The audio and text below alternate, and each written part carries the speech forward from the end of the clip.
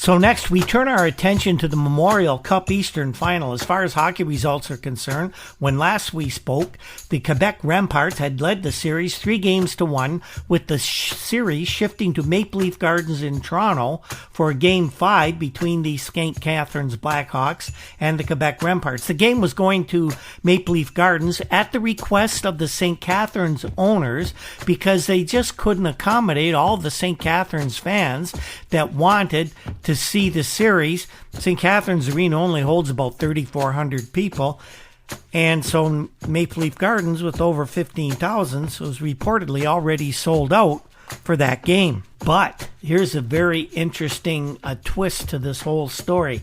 We told you about the debacle in Quebec last week that saw a policeman injured for stitches, the St. Catharines players having to lay on the floor of their bus while projectiles such as batteries, beer bottles, even potatoes and eggs were thrown through the windows of the bus. The players were laying on the floor to avoid injury. It was a terrible scene, and the Blackhawks have informed the Canadian Amateur Hockey Association that under no circumstances were they going to return to Quebec City. The whole thing began early in the week when the Blackhawks president, Fred Muller, said he was going to the CAHA and that we will make our stand known at that time and it will be extremely strong after the incidents during and after the fourth game in Quebec City. While Fred Muller was being a little coy with what he was going to say to the CAHA, coach of the Blackhawks, Frank Milne,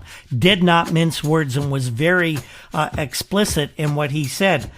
Frank said, "I'm sure we're going to win in Toronto on Wednesday night, but there's no way I'll risk the health or possibly the life of our players by taking them back to the Quebec Coliseum. The kids don't want to go, and I don't blame them," said Coach Milne.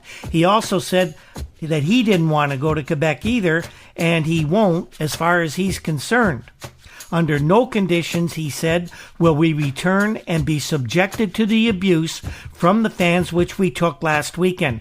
I don't want to be held responsible for a group of teenagers in a place where there's just no crowd control. Millen went on to say that it was a miracle that there wasn't a complete riot Saturday night, and that risk should not be taken once again. Of course, the whole thing could have been resolved very quickly Wednesday night at Maple Leaf Gardens. CHCH TV in Hamilton even offered to televise the game. They were permitted to do so, and there were over 15,300 at Maple Leaf Gardens. The Blackhawks didn't have any trouble. They completely outgunned the Remparts, and they won the game by a 6-3 score. Brian McKenzie, who had his indefinite suspension lifted by the CAHA before the game, was the top gun for St. Catharines. He scored a pair of goals. And while he was held off the score sheet as far as goals scored, Marcel Dion also set up a pair. Now, this really threw a monkey wrench into the whole idea of the junior playoffs, because if Quebec had won, it was over, and that was it. But earlier in the day, after Fred Muller of the Blackhawks made his representation to the Canadian Amateur Hockey Association, stating the team would not go to Quebec, the CAHA put that series engraved out by saying the Blackhawks must return to Quebec for Game 6. So Thursday was a day of negotiation. Even though the CAHA had made its ruling, negotiations continued to try and find a way that the Blackhawks could go to Quebec City. They asked for bonds to be posted, extra security, but the main thing they wanted was, we'll go to Quebec, but not to Quebec City. And they asked that the game be moved to Montreal in a manner similar to the way the Blackhawks had moved their game from St. Catharines to Toronto. And the Remparts organization flat out refused the request. And Earl Dawson said the CAHA would not be involved in the posting of any monetary bonds to guarantee the safety of the players. Well, we spoke with Will McLaren, who wrote a very interesting retrospective of this whole series for the Hockey News recently. And Will had some very good insight. He was telling us how some of the Remparts players had no idea of what had transpired between Quebec fans and the St. Catharines players. The players were very well insulated, almost sequestered from all outside influences, and they didn't know about the items that were striking the St. Catharines players being spat on, and what went on at the hotel and on the team bus.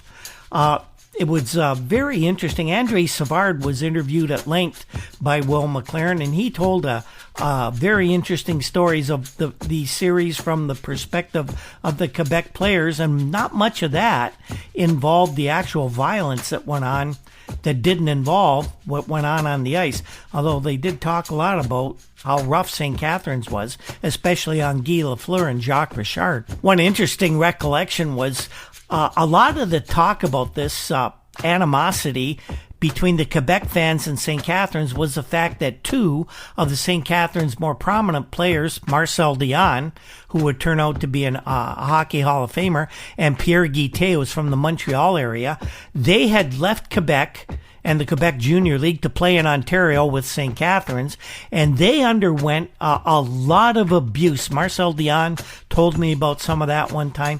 They underwent a lot of abuse because they were deemed to be traitors from Quebec. You have to consider the political atmosphere at this time, with a lot of separation talk in the province. The FLQ crisis of the fall of 1970 was very fresh in a lot of people's minds, and this was really a big thing. But Andre Savard said none of that mattered to the players. There was no talk of it. There was no attention paid to it. And in fact, when it was mentioned to him, I think he was a little surprised that anyone thought that was even a consideration. Now, a lot of people really criticized the St. Catharines management for forfeiting the series, which they formally did on Thursday afternoon. But you have to understand this. This was not St. Catharines management's decision, and it was not even the decision of the players.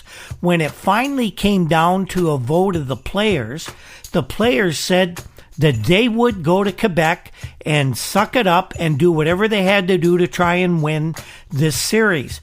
But the St. Catharines management went to the parents of the players, or possibly a group of the parents went to St. Catharines management. We're not entirely sure how that transpired, but it was the parents of the St. Catharines players that refused to give permission for the team to return to Quebec City. The Blackhawks respected the parents' decision, and that is why the series was forfeited.